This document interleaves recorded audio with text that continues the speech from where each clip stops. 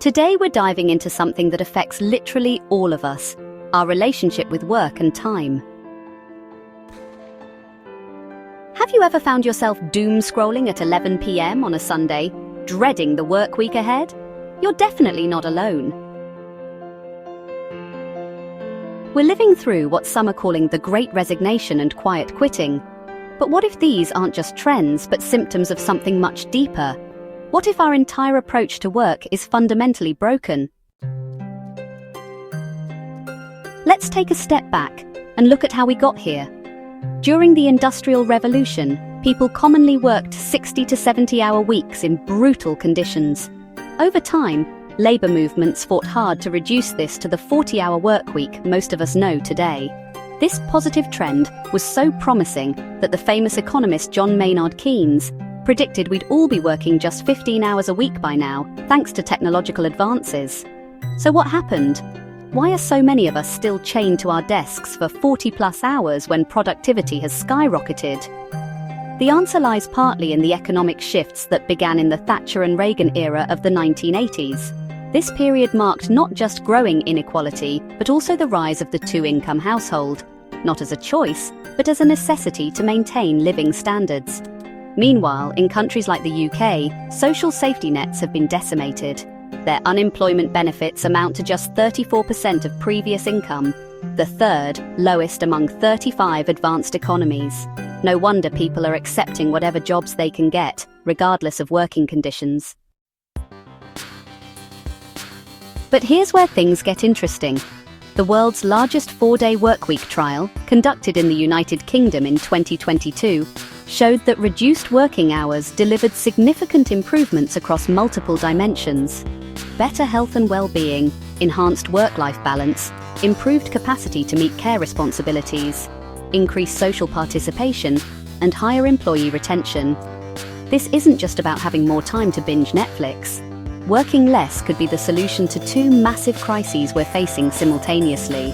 On one hand, many people's basic social needs aren't being met.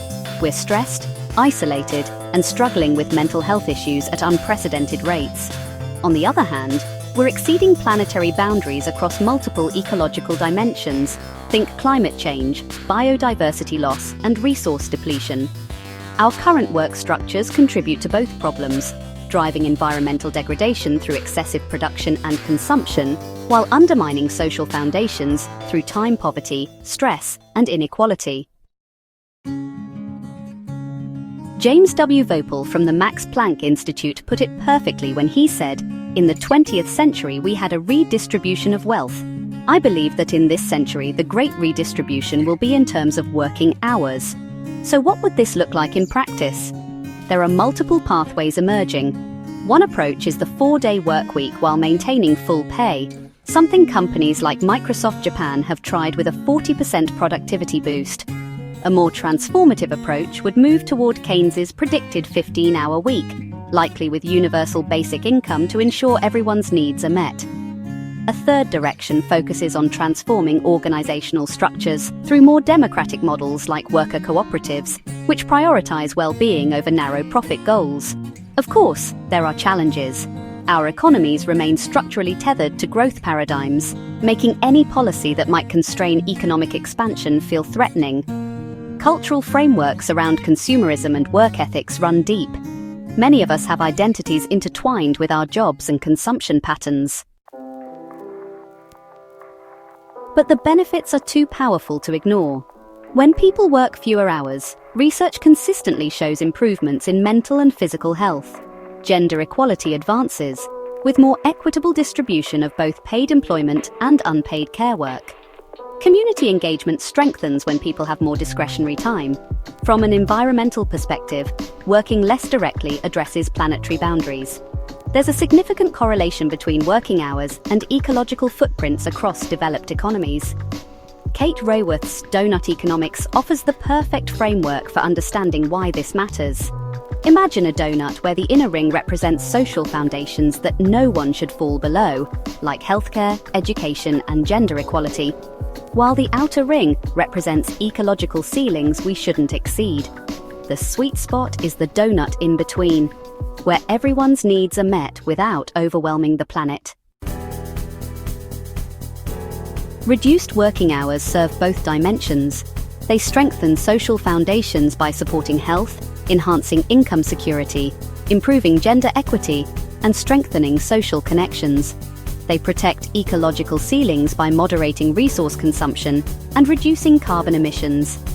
Cities like Amsterdam, Portland, and Glasgow are already implementing these principles in their economic strategies. They're combining policy innovation, cultural evolution, and new economic models to create systems that distribute both time and resources more equitably while reducing environmental impacts. The Great Time Rebellion isn't just about working less. It's about reclaiming time for what truly matters: care work, community participation, democratic engagement, and sustainable living practices. As we face converging social and ecological challenges, working less emerges as a powerful solution for creating the world we want, where everyone can meet their needs while respecting planetary boundaries. True prosperity isn't just about material wealth, but time wealth. The freedom to use our finite hours in ways that create meaning, connection, and sustainability. So next time someone asks you, "What do you do?"